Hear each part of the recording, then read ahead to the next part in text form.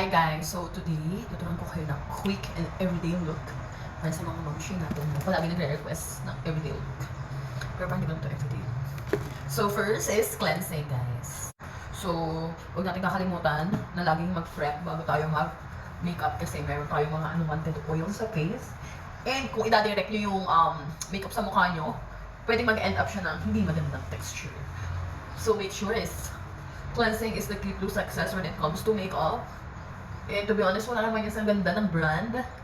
Nasa skin talaga yan kasi ayun yung lalapatan ng makeup. So better na meron tayong magandang skincare or maayos na skincare bago tayo gumawa ng makeup.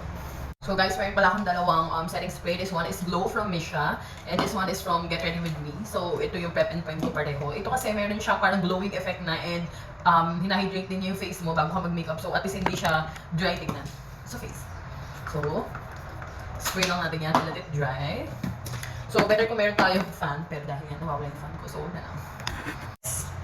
After ng setting spray, yung for everyday ko lang nagamit kasi ito yung much cheaper lang. Alam niyo naman, tipid tips dahil wala pa tayong masyado kanikakan. So, itong Maybelline.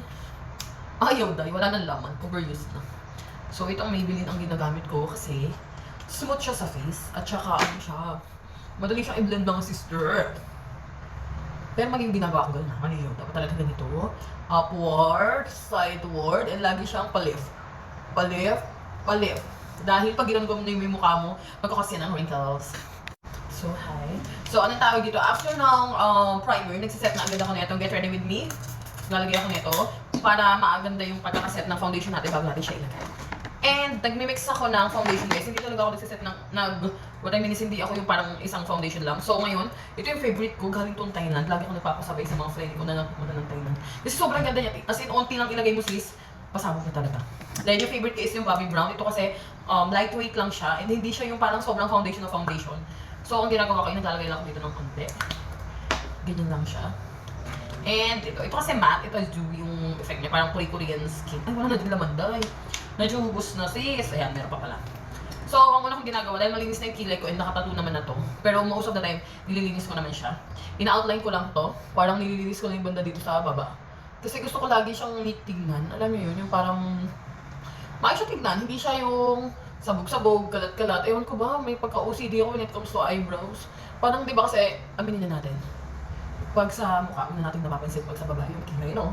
Kaya minsan pag nakakakita ako ng mga sales lady na sobrang kapal ng kilay, mga may palinta na gusto ko talaga silang i-brush na parang, te, lapit ka muna sa akin, pantayin ko lang. Kasi dahil parang gusto nila yung isang palette for kilay. Though wala nang time pa kasi bet naman nila yun, di ba? O ayan, di ba, ang linis na niya tignan mga sister. So ayan, ganyan lang ako maglagay. So ito, pinag-mix ko yan silang dalawa and una ko nilalagyan itong mga pimples ko dahil hormones imbalance ang atake ni sister. Akala mo naman talaga may hormones. Chares! So ayan, ganyan-ganyan lang ako. Nilalagay ko lang siya dyan. Tapos, blending is the key to success. Ay, kaya. So ito malinis na yan. Then expect, alam nyo mga mi, maganda to na medyo basa. Hindi yung basang-basa, medyo lang. So better na mag-spray ka na ng setting spray dyan. At least, hindi siya OA sa basa. At saka mi, linisan nyo naman yung mga blending brush nyo. Uy. And the next na pala is foundation. So maglalagay lang ako dito sa ilalim na aking mata. So nag-mix ako ng foundation mga sister. So ang gamit ko for foundation ay itong dalawang to from Thailand and from Bobbi Brown. So ito ang ganda nito mga mi, cushion siya na ano siya matte. Then this one is dewy effect. So parang fresh lang siya. So ito yung madalas kong minimix. Kasi hindi naman ako mahilig talaga mag-foundation. So most of the time kung gusto niyo fresh hair, BB cream or CC cream is better. So ito, blend lang natin siya using our blending brush. Ay, blending sponge. Mga mi, ano nyo naman yung mga sponge nyo. Uy, nabalabahan nyo din minsan. Kasi minsan yung mga nakikita ko nagpupukay pa. Pa-dirts na, syempre, manunok din ng dirtiness is the key to success, di ba? So dapat po talaga, time to time nililinis natin ating mga brush at blending sponge. Kasi ayun yung mga nilalapat natin sa face ng mga kliyente natin or natin. So magkakasi ng breakout mga mi kung hindi natin nililinisin since at mababash tayo sa social media. Ayan, sige, lagyan po natin itong mga may chismis natin sa ngayon dahil tayo ay kakatapos ng menstruation. Tayo ay ganap na babae. Tayo ay nagkaka-menstruation na. At pasado ang pagkakagawa sa atin, kaya tayo ay niregla. Charis! Kaya ayun, ganun dapat. So blend lang. Huwag naman natin i-ganun mga sis kasi magkukos din yun ng wrinkles. So blending is the key to success when it comes to foundation. Kung gusto mo mag-wear ng smooth and skin-like foundation, so blending.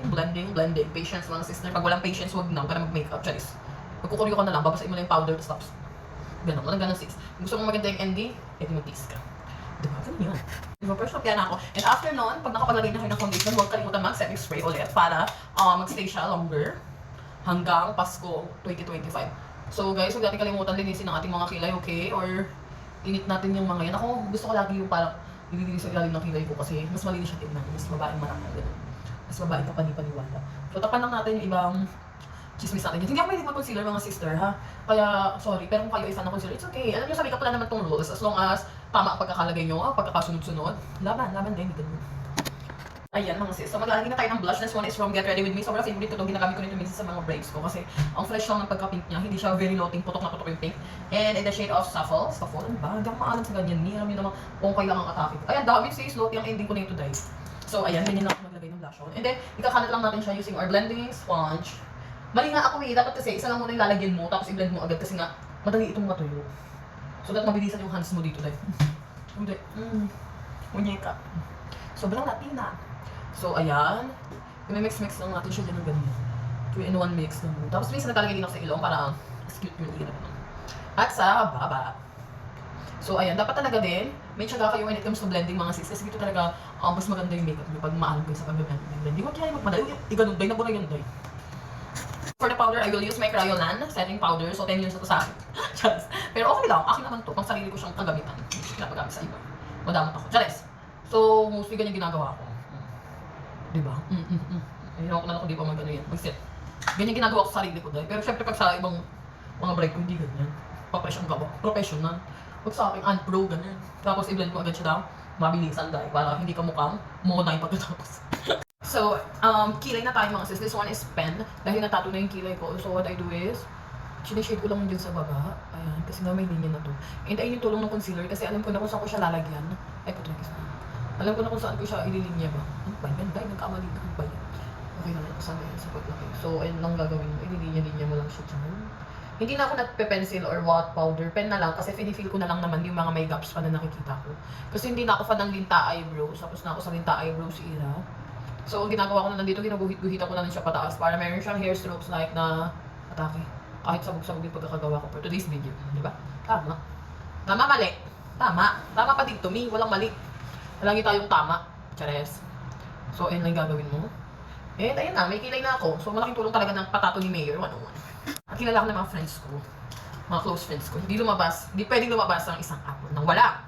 Nose line. Thank you, Miss Yvonne, for this nose contouring brush. I love it so much. So, bigay ito ng aking past bride. Hindi naman bigay. Actually, hiningi ko nga. Yung kapal na mukha ko, no? Kasi talagang nailib ba ako sa ganito ba, day? Gulma agad yung ilong mo, ni. Bikibelo agad to. Kala mo, hiko, nose ko ka dyan. Diba? Kaya habit ko to. Kasi sabi ko pag gagamit ko talaga sa kanya, Miss Ibon, kakapala ko na yung pes ko. Ito naman pala naging pes ko. Okay na lang tong brush mo. For the perfect, mukhang magdadala sa akin ng milyones. Yan, may ilong na ako. Hindi nakaka-everyday look yung nose line. Pero it's okay guys, kasi trip ko talaga to. Dahil nga wala pa tayong pera pang pailong. Pero inshallah, nararinig tayo dyan. Tis-tis lang muna tayo kung ano meron tayo for today's video. So ayan, hulmado na yung ilong ni Ma'am Shi. And then after yan, pinapatungan ko siya netong blush on ko from Wet n Wild kasi ito may pagka-glittery siya mga sis. So, ang fresh din yung atake nito. And then, ayun na. Tapos, mag-spray ulit tayo. Ganon. Tapos ako, alam niyo mga sis, mahilig akong maglagay ng glittery at saka mascara sa baba. Kasi gusto ko yung parang Asporian girl. Ira. Pili ko itong bronzanite na ito. Hindi ko alam kung saan, pero sobrang ganda nito. Hindi na ako makahanap. Hindi pa gamit na gamit siya. Ito din minsan ginagamit ko sa mga braid ko, under eye. Kasi nga parang, tingnan nyo. Diba? Look at the difference. Like, oh my gosh, guys.